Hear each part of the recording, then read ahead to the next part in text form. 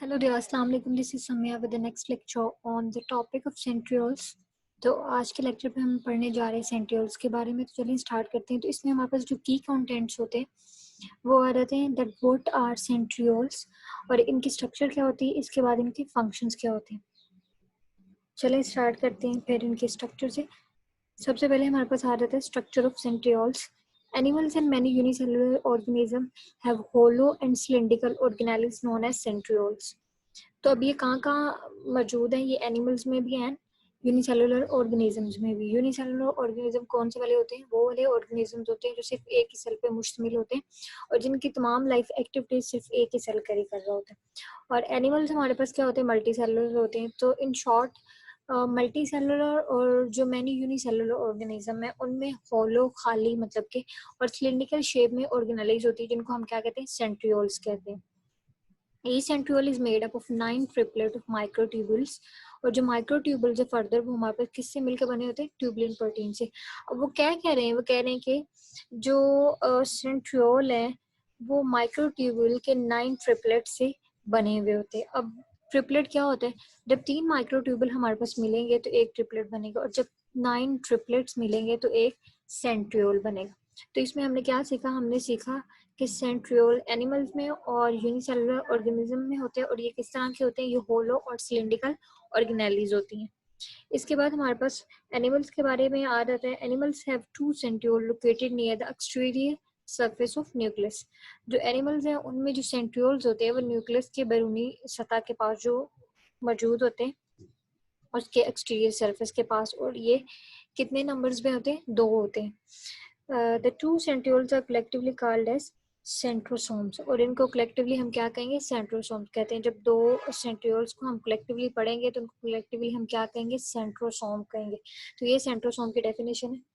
तो इसके बाद इसके फंक्शंस आ जाते हैं हमारे पास।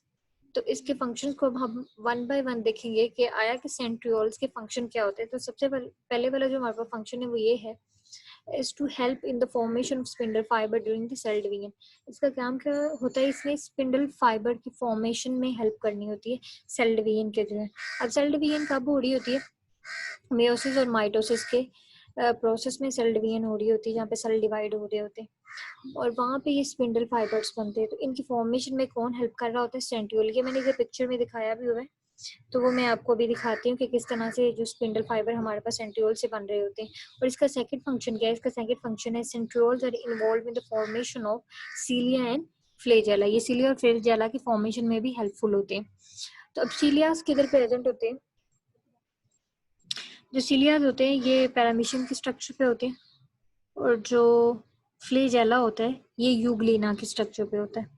ये हेयर लाइक स्ट्रक्चर्स होती हैं। बेसिकली इनका काम क्या होता है? मूवमेंट करवाना होता है। तो इनकी फॉर्मेशन में भी सेंट्रियोल ही जो है वो काम कर रहा होता है। तो इसके दो काम है हमारे पास। जो सबसे पहले वाला वो स्पिंडल फॉर्मेशन और दूसरे वाला जो हमारे पास है formation of cilia and flagella. इसके बाद इसकी स्ट्रक्चर की तरफ हम मूव करेंगे। अब ये देखें, ये हमारे पास एक सेंट्रियोल है, ये भी सेंट्रियोल है। तो इधर से क्या निकल रही है? ये सेल डिवीजन के प्रोसेस के दौरान में हमारे पास स्पिंडल फाइबर जो है वो बन रहे होते हैं। किधर किससे बन रहे? सेंट्रियोल से। तो सेंट्रियोल किसकी फॉर्मेशन में काम कर रहे हैं? स्पिंडल फाइबर की फॉर्मेशन में यहाँ पे ये काम कर रहा होता है। अब ये हमारे पास क्या है? ये एक ट्रिपलेट है माइक्रोट्यूबुल का। ये देखिए 3 जुड़े हुए हैं, 3 जुड़ के क्या बना रही है? ट्रिपलेट बना रही। और ये इसका कौन सा एंड है? ये प्रॉक्सिमल एंड है और ये डिस्टल एंड है। तो आज के लेक्चर में हमने क्या पढ़ा? सबसे पहले हमने देखा इसके स्ट्रक्चर के बारे में। स्ट्रक्चर में हमने क्या पढ़ा कि ये एनिमल्स में और यूनिसेलुलर ऑर्गेनिज्म में होते हैं ये होलो और सिलिंड्रिकल ऑर्गेनेलीज होती हैं। इसके बाद हमने देखा कि एनिमल्स में ये तादाद में कितने होते हैं? 2 होते हैं और कहाँ पे प्रेजेंट होते हैं?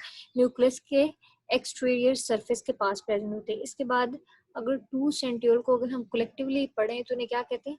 सेंट्रोसोम कहते हैं। इसके बाद इसके फंक्शन में आ रहे थे और फंक्शन तो अभी इन the formation of spindle fibre and the formation of cilia and flagella, ये इसके फंक्शन है। आई होप आप लोगों को समझ आई है। अगर आप लोगों को वीडियो समझ आए तो काइंडली इस वीडियो को लाइक करें और नीचे कमेंट करके अगर कोई क्वेश्चन है तो आप मुझसे पूछ सकते हैं। और इसके अलावा मेरे चैनल को सब्सक्राइब करें और इसके साथ साथ मैं यहाँ पे फेसबुक और ट्विटर का लिंक भी दूंगी, तो you guys can follow me over there. Thank you so much. अल्लाह हाफिज़।